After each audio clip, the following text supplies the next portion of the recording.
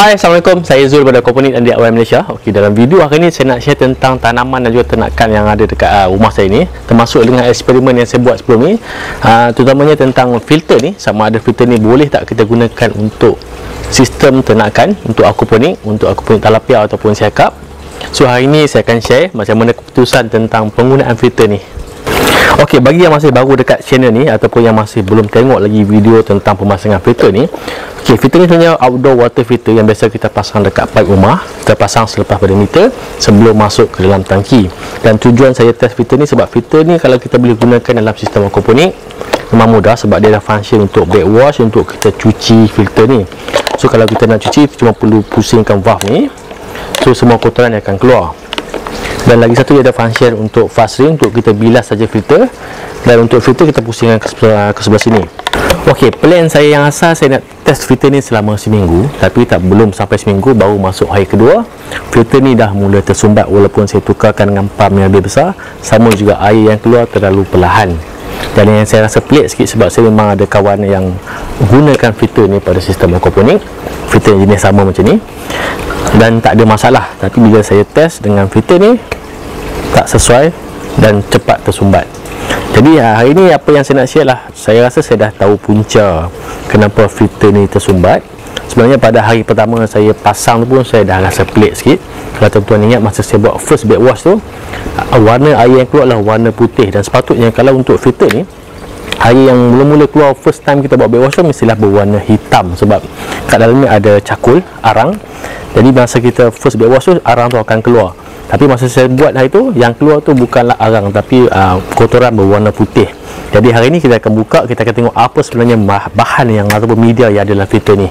Okey, untuk kita buka filter ni mudah je, kita cuma pusingkan je dia punya multi valve ni.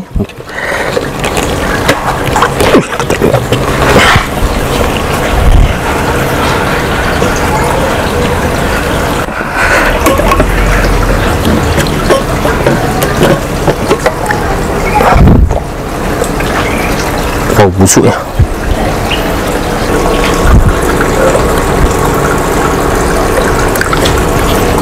Okey, kita terbalikkan filter ni. Mudah kita nak tengok media dalam ni. Berat juga.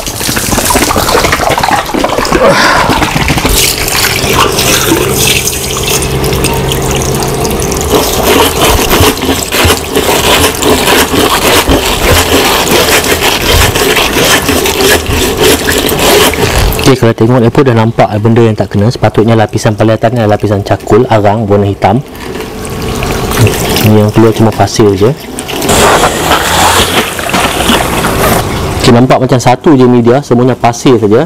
Yang hitam ni mungkin ada sikit lah cakul. Yang lain nampak sama saja, seolah macam satu layer saja, satu jenis bahan saja.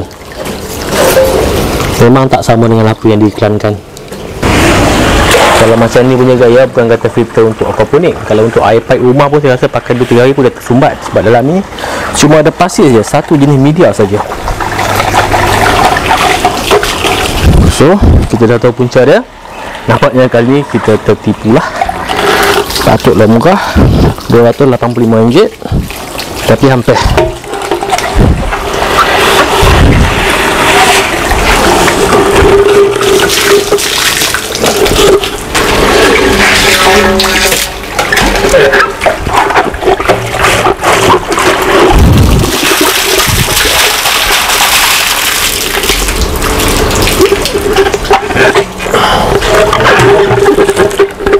Kosong.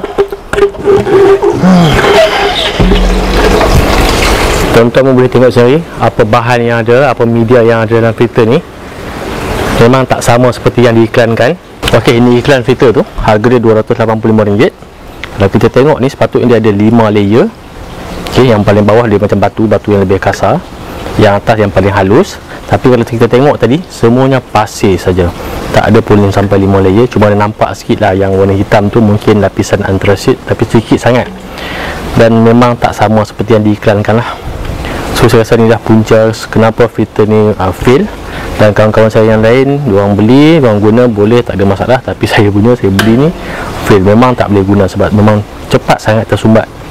Hari kedua pun dah mula tersumbat. Tapi saya rasa kalau dengan pasir saja macam ni, bukan kata untuk kalau kita gunakan untuk tangki ternakan. Kalau air pipe biasa kat rumah pun confirm akan tersumbat juga.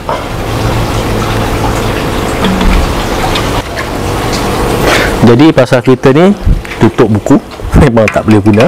Tapi sebenarnya saya rasa kalau tuan-tuan beli daripada seller yang lain, brand yang lain, mungkin boleh guna, tak ada masalah. Sebab kawan-kawan saya guna okey je. Cuma yang ni saja nampaknya saya kena tipu kali ni. Bukannya saya nak buruk-burukkan seller ni, tapi inilah kenyataannya. Tuan-tuan mau tengok sendiri, dalam tu cuma ada pasir je. So untuk yang ni mungkin saya akan ganti balik media dalam ni, dan saya akan pasangkan dekat rumah ni. Sebenarnya tak banyak filter yang macam ni yang berwarna hitam. Saya pilih seller ni sebab warna ni je sebenarnya. Harga dia lebih kurang sama je. So saya pun beli. Yang ni macam saya cakap tadi, saya akan beli semula dia punya media, saya akan pasang kat rumah. Ataupun kita boleh cuba gunakan untuk filter. Kita boleh tukar media yang lain, kita boleh guna juga untuk tangki ternakan. Tapi saya simpan dulu lah, tengok ni apa yang kita boleh buat. Ok, untuk filter sebenarnya saya ada lagi satu design filter yang saya nak share nanti. Sekarang ni masih lagi dalam tingkat design. Saya baru nak buat prototype untuk mudahkan pemahaman macam mana filter ni berfungsi nanti. Filter ni kita panggil sebagai bubble bead filter. Nanti bila dah siap, saya akan buat satu video, saya akan tunjukkan macam mana filter ni berfungsi. Ok, untuk prototype ni saya buat dengan menggunakan balang air. Yang ni memang transparent, jadi mudah untuk kita nampak macam mana bubble bead filter ni nanti berfungsi. Dan bila dah siap design filter, nanti kita akan buat yang real punya. Kita akan buat dengan menggunakan pipe UPVC size 6 inci 190mm. So nanti saya akan share. Okay, dan kalau tuan-tuan perasan, dekat sini dulu ada dua tangki Azolla. Ni tangki dia, tapi sekarang ni saya dah keluarkan tangki ni, saya dah cuci. Sebab kawasan nanti saya akan gunakan untuk lagi satu tangki. Tangki tu saya gunakan tangki yang besar, sama macam yang tilapia tu, yang 250 gallon. Untuk strawberry memang nampak memang subur, tapi tak ada bunga, tak ada buah. Sebab baja sekarang ni saya masih gunakan baja leafy green, baja untuk daun saja. Saya belum beli lagi baja untuk buah. So sekarang ni sebab tu memang tak ada buah lah. Tapi pokok memang subur, tak ada masalah, makin bercambah, makin banyak anak. Tapi kalau tengok dekat dalam sistem aquaponik ni, dalam bucket ni memang ada sepokok strawberry. Yang ni memang nampak ada bunga, yang ni dah mula keluar buah. Ada 3, 4. Yang dekat belakang ni halia. Tapi sebenarnya halia saya rasa tak berapa sesuai kalau dalam sistem gutter ni. Sebab dia mudah menyebabkan gutter ni tersumbat. Jadi saya ingat untuk halia ni saya akan pindahkan ke dalam dash bucket lah. Kita gunakan hidroponik. Sebab selalu jugalah tersumbat. Dan kadang-kadang bila dia punya halia tu dah makin besar, kita punya net pot ni kadang dah mengembung, kadang sampai pecah pun ada. Jadi memang tak sesuai lah. Kunyit pun sama juga, saya akan pindahkan. Saya pindahkan ke dalam sistem dash bucket. Okay, dalam sistem hidroponik dash bucket ni kita ada yang ni serai, ulam raja, kunyit dan strawberry lah sampai ujung sana tu. Memang first time saya tanam serai secara hidroponik dengan menggunakan sistem dash bucket. Sekali nampak macam okey. Besar juga serai dia. Ulam raja banyak juga yang patah, kena masa hari tu kan ceras ada hujan batu tu, banyak yang patah-patah. Kita tak sempat nak potong lagi, kita buang je dah yang ni, tinggal 2-3 pokok je. Dan dia pun dah mula berbunga, nanti boleh kita buat benih. Ok, untuk Azolla ni Azolla daripada 2 tangki kat ujung sana, saya dah pindahkan ke sini. Sekarang ni untuk sistem yang baru ni mungkin saya tak dapat nak gunakan lagi air tilapia untuk biarkan Azolla. Tapi saya dah jumpa satu baja organik yang sesuai untuk kita biarkan Azolla sebagai baja untuk Azolla ni. Nanti saya akan tunjukkan baja tu dan macam mana cara untuk kita set up, berapa banyak sukatan baja yang kita perlukan untuk kita biarkan Azolla ni. Okay, masa saya test baja tu, Azolla memang cepat membiak dalam masa yang singkat, dan jumlah baja yang diperlukan pun dalam jumlah yang sedikit saja. Walaupun baja tu baja organik, harga dia pun tak terlampau mahal, dan itu kita cuma perlukan sikit saja.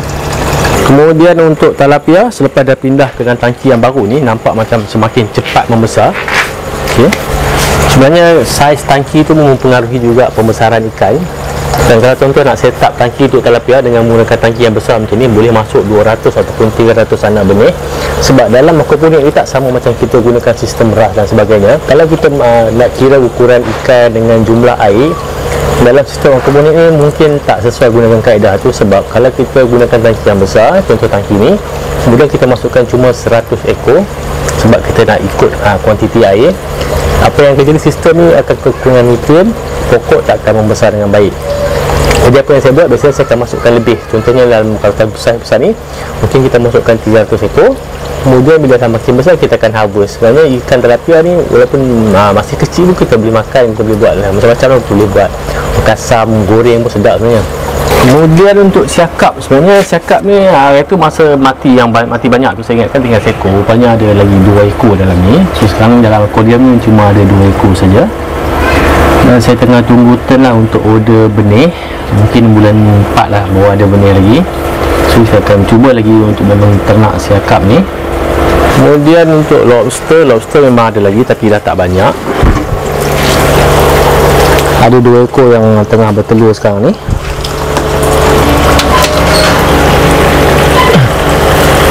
So, untuk lobster ni saja yang ada. Tapi ada banyak color lah, ada hijau, ada biru, ada orange, semua ada. Okey, nampaknya tak banyak yang dapat saya share dalam video kali ni. Sebab minggu lepas pun sibuk dengan siakap tu, ada masalah reput ekor lah, macam-macam. Dan bila penyakit dah settle, siakap semua mati sebab hos oksigen tercabut. So dalam next video mungkin kita akan fokuskan pada filter, bubble bead filter kita. Saya akan tunjukkan macam mana bubble bead filter tu berfungsi. Dan untuk siakap, saya tengah tunggu benih pun mungkin dalam bulan 4 lah, sebab bulan 3 dah close order. So nanti saya akan tunggu benih tu sampai, saya akan set up lagi tangki yang baru. Saya gunakan tangki yang besar juga, sama macam tangki tilapia ni, 250 gallon. Dan sampai sekali saja, jangan lupa like dan subscribe YouTube channel Aquaponik Malaysia. Jumpa lagi, Assalamualaikum.